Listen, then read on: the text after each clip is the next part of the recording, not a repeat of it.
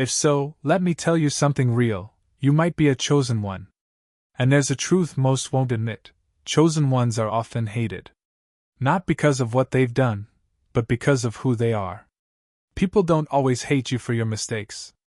They hate you for your light, for your purpose, for your calling, for the way heaven marked you before you ever had a chance to explain yourself. The truth is, your very existence disrupts the comfort of those who've settled. You carry a presence that convicts, even when you're silent. You walk with an authority you didn't ask for, but you were born with. And that power threatens people who don't understand it. Most people won't say it out loud, but deep down, they can sense that you're different. Not better. Different. Set apart. Anointed. Called. And what they can't define, they often fear. What they fear, they try to control. And when they can't control it, they often attack it. That's why you've been talked about behind your back. That's why certain people try to minimize your achievements. That's why some friends secretly root for you to fail. It's not personal, it's spiritual. You were marked by heaven. You don't think like them. You don't move like them. You don't settle where they settle. And when people see you refusing to play small, when they see you carrying favor they can't explain, it makes them uncomfortable. But let me remind you, Jesus was the most pure, the most loving, the most powerful man to ever walk the earth, and he was hated, betrayed, and crucified. So don't be shocked when they can't handle you. Don't be surprised when they try to put limits on your calling. Don't break down because of their rejection. Because what they hate is actually what makes you chosen. They see the resilience in you they wish they had. They see the calling on your life that mirrors their missed opportunities. They see you rising, and it reminds them of how long they've been standing still.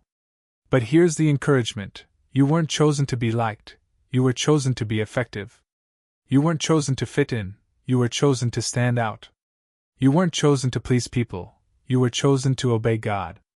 So let them misunderstand you. Let them question you. Let them doubt you. Because the truth is, their rejection is often heaven's redirection. The closed doors? Protection. The distance? Preparation. The betrayal? Elevation.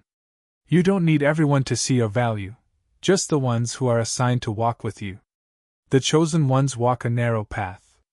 It's lonely sometimes. It's misunderstood. It's heavy. But it's holy. You weren't called to blend in. You were born to shift atmospheres. To break cycles. To challenge the norm. To walk in truth, even when lies surround you. So if you feel hated, isolated, or judged, don't shrink. Rise. Let the hatred sharpen your focus. Let the rejection build your resilience. Let the darkness make your light even brighter. Because the same people who mocked you will one day witness your rise. The same voices that tried to silence you will one day echo your message. And the same rejection that once wounded you will become your weapon of victory. You are chosen. And yes, that comes with a price. But it also comes with power, purpose, and protection that no man can strip away. So walk boldly. Speak freely. Live fearlessly. Because the hate? It's just proof that you're walking in something they can't control. And when you're chosen, that's exactly how it's supposed to be. Keep going. Heaven is backing you, even if the world can't handle you. That's the truth they won't tell you. But now you know. Let's go deeper.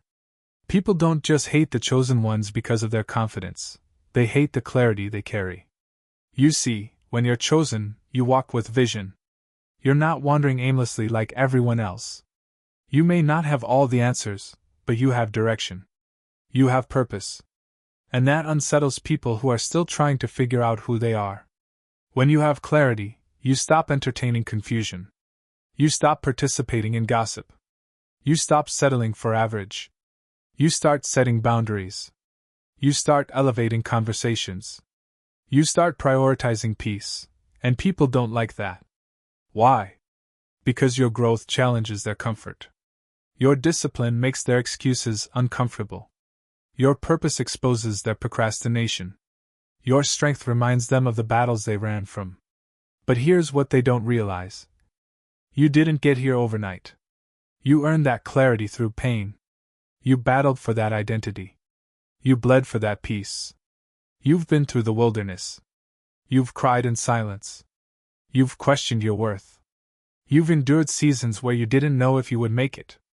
But God kept you. Grace covered you. And now, He's using you. That's why people feel the shift when you enter the room. That's why they sense the weight you carry, even if they can't explain it. That's why they try to test you, mock you, exclude you. Because when heaven elevates you, hell panics. But you have to understand something: hatred is not your enemy, distraction is. The enemy would love to use the opinions of others to slow your momentum. He'd love to make you doubt yourself, delay your progress, or even make you walk away from your purpose. But chosen one, you've come too far to turn back now. You didn't survive all that pain just to give up because of people who can't handle your light. It's not your job to convince them. It's not your job to make them like you. It's your job to keep walking, keep rising, and keep obeying. Because the anointing on your life doesn't come from people, it comes from God. You don't need permission to walk in purpose. You don't need applause to validate your assignment. You don't need agreement to be effective. You just need faith and focus. So the next time someone talks down on your name, remember this. They're not fighting you, they're reacting to the fire within you. Let that fire burn brighter. Let their doubt fuel your determination. Let their hate be the background noise to your breakthrough. Because one thing is certain, you are chosen, and no one can cancel what God has confirmed. Walk in it. Here's a truth most won't say out loud. People don't just hate chosen ones because of what they do. They hate them because of what they represent. Chosen ones are pattern breakers. You were born to stop cycles. To say, no more, to generational curses. To walk away from traditions rooted in fear, trauma, and silence. And that scares people. Because when you choose healing over hiding, when you choose truth over comfort, when you refuse to repeat what broke you, you threaten the system they've learned to survive in. You don't act like them. You don't gossip like them. You don't self-destruct like them. You forgive when they want revenge. You rise when they expected you to fall. You speak life where they've only known death. That kind of power is disruptive. You weren't created to blend in, you were created to shift generations. You're not just chosen to succeed in life. You're chosen to shift legacies. To open doors your ancestors never could. To become the first. The bridge. The builder. The curse breaker. And not everyone will clap for that. Some will resent you because you're doing what they didn't have the courage to do. Some will avoid you because you reflect the freedom they haven't accessed.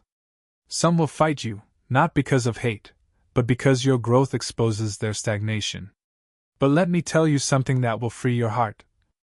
It's not your job to dim your light for their comfort. You don't owe anyone an explanation for your obedience. You're not arrogant for walking in confidence. You're not cold for protecting your peace. You're just aligned. You're walking in the identity heaven gave you, not the one the world tried to force on you. And when you carry that kind of alignment, you can't be shaken by small minds or loud voices.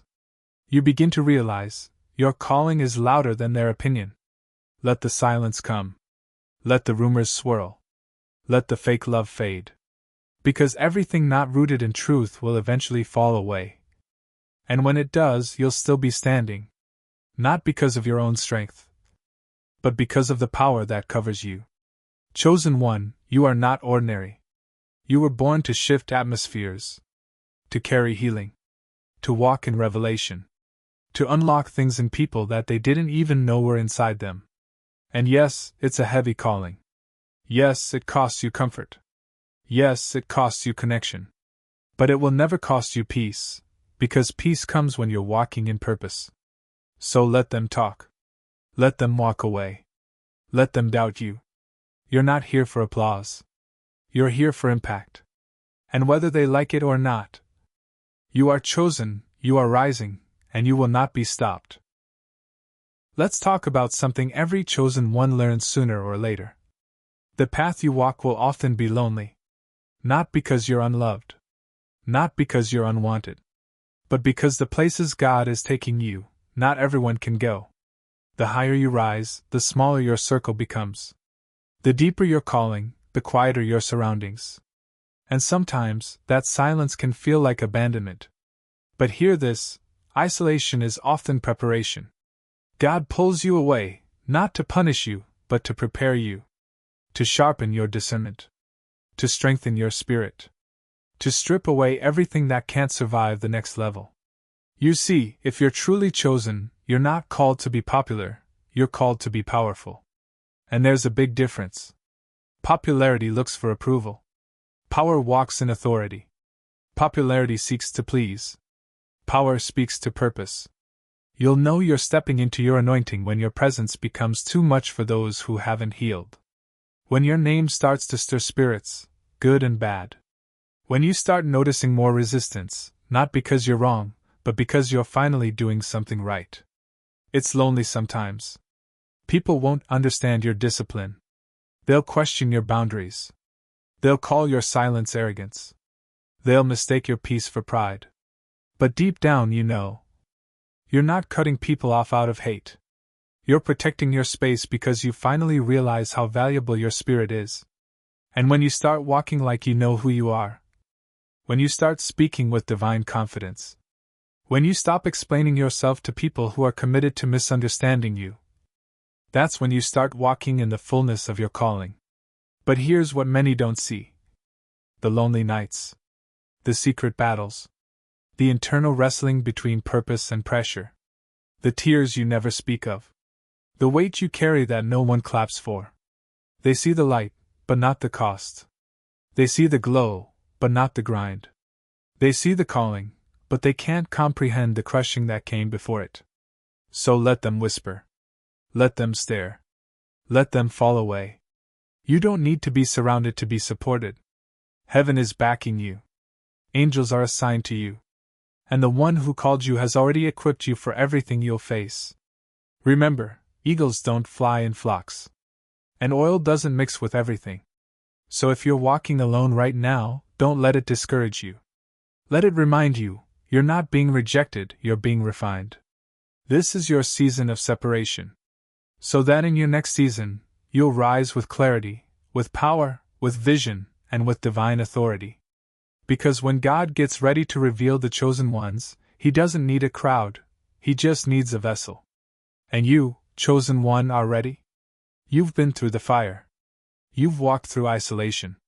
You've carried the weight of being misunderstood, underestimated, even hated. But here's the truth. The hate was never strong enough to stop you, because what's in you is greater than what's around you. The reason they couldn't destroy you, the reason you're still standing, still breathing, still moving forward, is because you were never walking alone. You've been walking with a calling, covered by grace, led by purpose, fueled by something the world didn't give you, and can't take away. And now, it's your time to rise. Not to prove them wrong. Not to get revenge. Not to silence the haters. But to fulfill what you were born to do. To show others what obedience looks like. To be a living, breathing example that favor isn't about popularity, it's about alignment. To lead, not with noise, but with impact.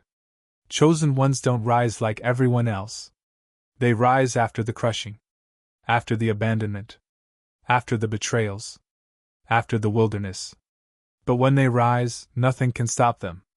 And now it's your moment. You've been refined. You've been tested. You've been stretched in silence. And heaven is saying, now, go. Walk into the rooms you used to feel unworthy of. Speak the words you used to hide. Write the vision you once tucked away in fear. You don't need a title. You don't need a platform. You don't need everyone's agreement. You just need to remember who you are. You are chosen, appointed, anointed, set apart for such a time as this. Yes, they may hate you. Yes, they may never understand you. But the power you carry isn't for them, it's for the people waiting on the other side of your yes. There's a generation tied to your obedience. There are souls assigned to your story. There are miracles waiting on your movement. And if they couldn't stop you in your weakest season, they sure can't stop you now. This is your call to rise. Not just for yourself, but for everything and everyone connected to your purpose. So rise with boldness. Rise with love. Rise with power. And don't look back. Let the haters hate. Let the doubters doubt. Let the noise fade. Because the truth they won't tell you is this: the most dangerous person in the room is a chosen one who finally knows who they are. And that person is you. Now go. The world is waiting. Heaven is backing you. And no one can stop what God has started in you. You are chosen. And this is your rise.